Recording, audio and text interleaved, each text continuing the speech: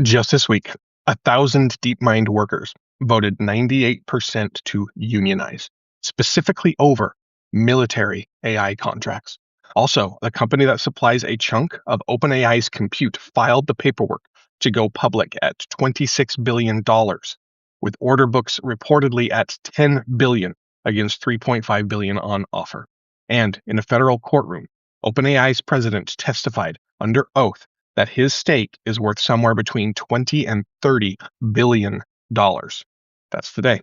It's May 5th. Labor organizing on one side, capital crystallizing on the other, and showing up in public, on the record, both of them at the same time. So let me start with the DeepMind vote, because it's the one that breaks the longest running assumption in frontier tech. For about 2 decades, the assumption underwriting Silicon Valley was that the people writing the code and the people signing the contracts were close enough to the same constituency that the gap didn't really need a formal venue. Engineers built, leadership decided, and the friction was managed through stock options and mission statements.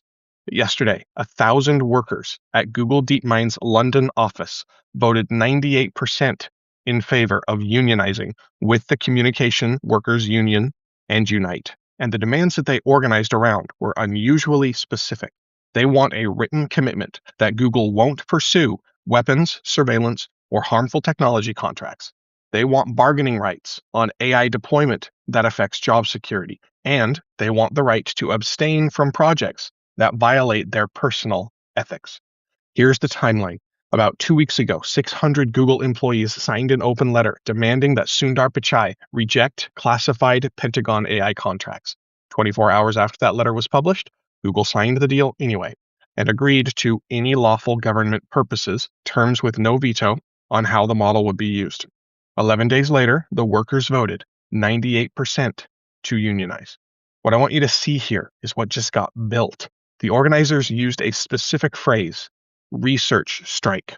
This means if Google won't honor the abstention demand, the workers stop improving Gemini, stop shipping the upgrades, stop the model getting better. So think about what that does to the math, the capability that the capital architecture is pricing at trillion-dollar implied scale is produced by people. Those people just discovered that they can name terms about where it gets used. UK labor law, which is where DeepMind is based, gives statutory recognition rights that Google's internal AI principles never had. Internal principles are guidelines, and a recognized bargaining unit is contract law. The framing in the press is going to be workers versus management on an ethics question.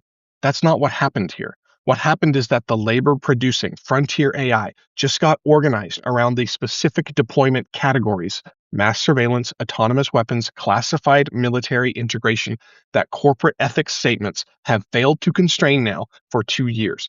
The 98% number is not sentiment. That is a vote count in a jurisdiction with statutory teeth. The workers didn't ask for better ethics. They asked for a venue, and they got one. And here's the forward read. There's no reason that this stays in London. California labor law is friendlier than UK law on most of the relevant questions. OpenAI engineers reading the DeepMind playbook this morning are going to notice that. So watch whether the deployment veto language starts showing up in offer letters at competing labs as a recruiting concession before formal organizing arrives. All right, shifting away now to the capital side, because what was reported on yesterday is something that the frontier AI ecosystem has not previously had. Cerebras filed for an IPO, $6.6 billion valuation, $3.5 billion in shares offered. Bloomberg reports the order books are already at $10 billion, so the demand is roughly 3 times the offering. It will likely price at the high end, and if it does, it'll be the largest tech IPO of 2026. That's the headline, but now let me show you what's inside the S-1. OpenAI loaned Cerebras $1 billion back in December, secured by warrants for more than 33 million shares. So OpenAI, which signed a multi-year compute deal with Cerebras worth more than $10 billion, is also a major prospective shareholder in the chip company supplying it. Sam Altman, Greg Brockman, Ilya Sutskever, and Adam D'Angelo all hold personal angel positions. So do Andy Bechtolsheim and Lip Bhutan. On the institutional side, G42 from Abu Dhabi, the Abu Dhabi Growth Fund, AMD, Co2, Tiger Global, alongside Benchmark, Foundation Capital, Fidelity, These names appear across investor lists, customer contracts, debt instruments, and personal stakes. Lab, supplier, customer, and personal investment have effectively dissolved into a single ecosystem. And right around the time this S-1 was filed, Greg Brockman took the witness stand in the Musk versus Altman trial. Under oath, he confirmed his OpenAI equity is worth more than $20 billion and possibly up to $30 billion. He acknowledged a $100,000 donation that he had promised OpenAI in its early days, but never made. He confirmed personal investments in Cerebras, CoreWeave, and Helion Energy, all companies that subsequently signed major partnerships with OpenAI. When asked why he hadn't donated his stake to the nonprofit, he said he and the others had poured blood, sweat, and tears into the company. Now, the conventional reading of all of this is conflict of interest texture. Founders own stakes in their suppliers. Customers hold warrants in their vendors. The same names show up on multiple cap tables. That is the surface frame, and it's been true for years. What's different yesterday, though, is the disclosure itself. The S-1 is a registration statement filed with the SEC.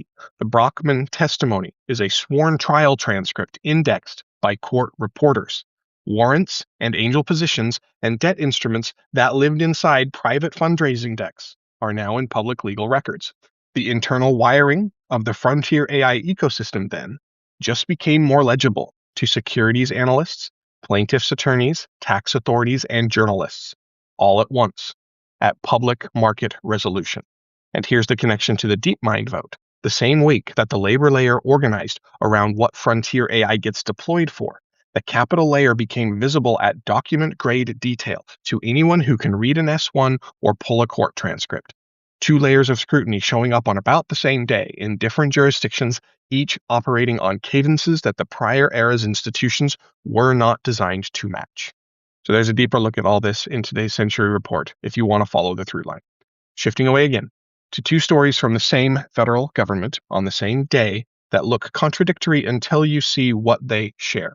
First, the Trump administration has effectively frozen approval on 165 onshore wind farm projects, about 30 gigawatts of generating capacity. Since August, developers have faced canceled meetings, long stretches of silence, applications that just stopped being processed. Letters in early April said that the Pentagon is reviewing the national security impact of these energy projects.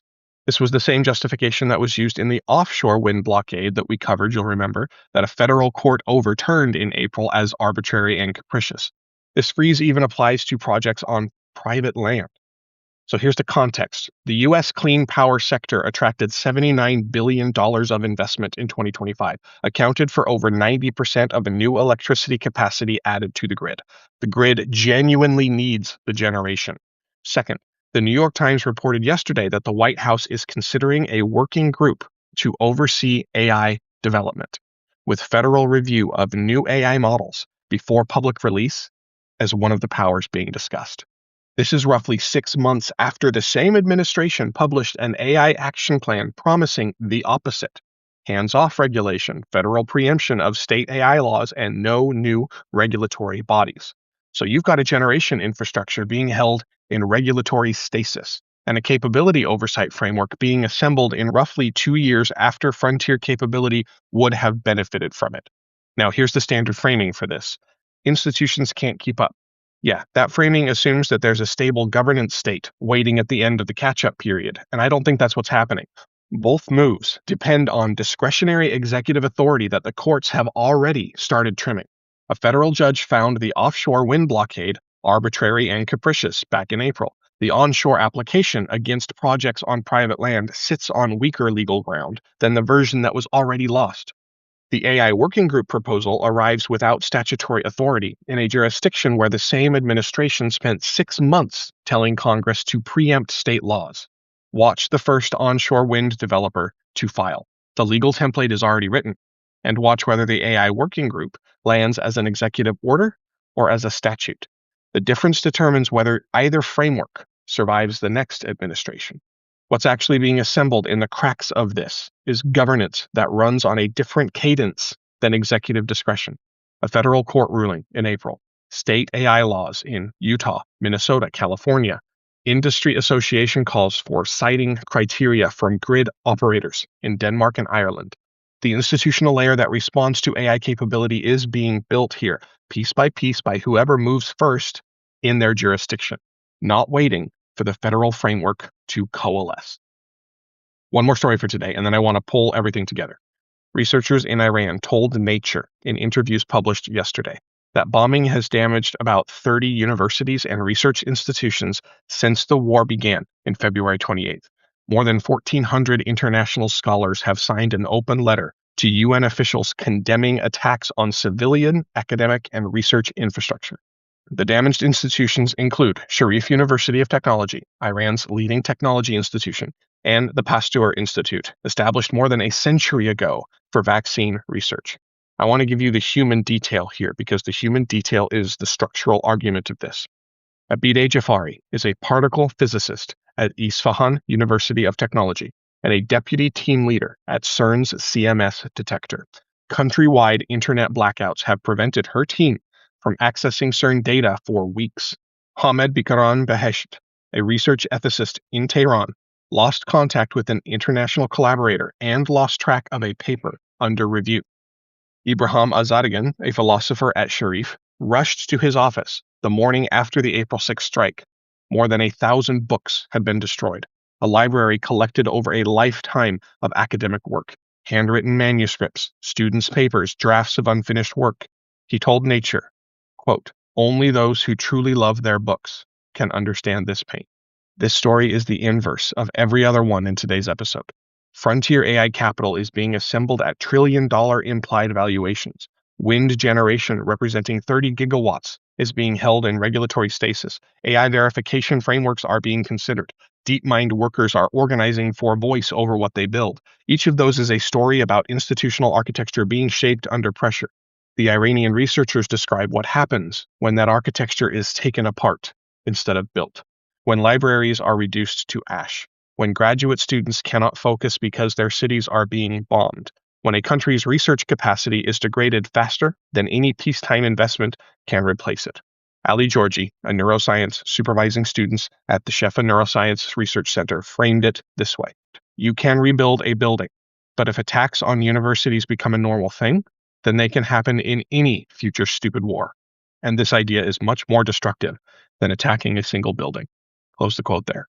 The transition this podcast tracks is real and accelerating, and so is its opposite in places where the institutions being assembled elsewhere are being unmade.